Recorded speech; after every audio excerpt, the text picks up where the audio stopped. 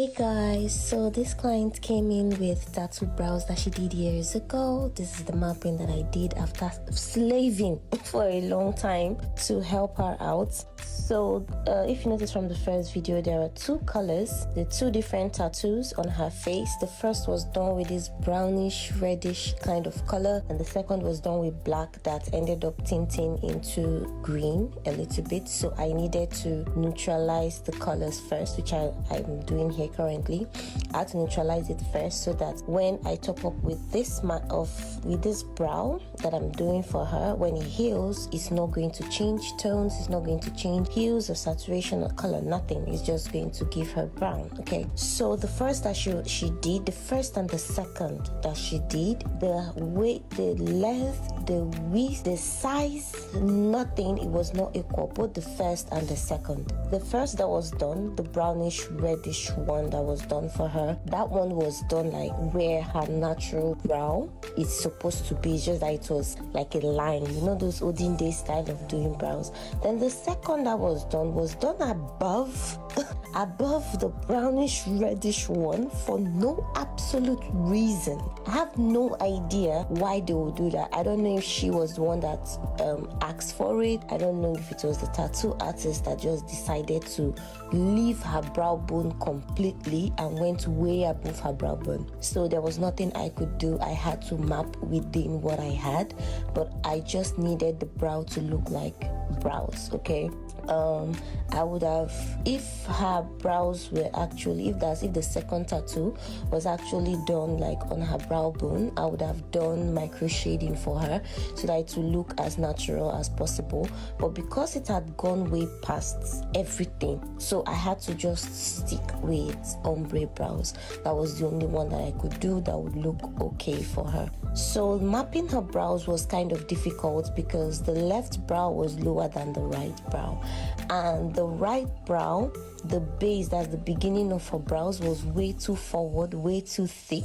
So I had to walk around that. I had to bring her left brow forward, which was so annoying. Like, it was going against my muscle memory of doing brows, because it's natural for us to want to fade out the beginning of the brow, but because of her right brow already so thick and forward, I had no choice than to thicken her left brow. You would see at the end of the video where even after I'd washed her brows and I realized that, oh, the left was still light at the beginning, I had to thicken it more so that it could match her right brow. And there are some things in the brow that I couldn't touch. Like some of the red first brow she did was still peeking out from her right brow, and a little on the tail of the left. I couldn't touch it. I had no choice. I could not touch it because I can't make her brow too big. She's going to look like eagle wings and it's not going to look good. Okay, aside from like her botched brow, aside from the tattoo, she just did eye surgery, and I couldn't properly stretch when I was working, because when we're doing brows, you stretch very well. You have to do the 3-point stretch properly.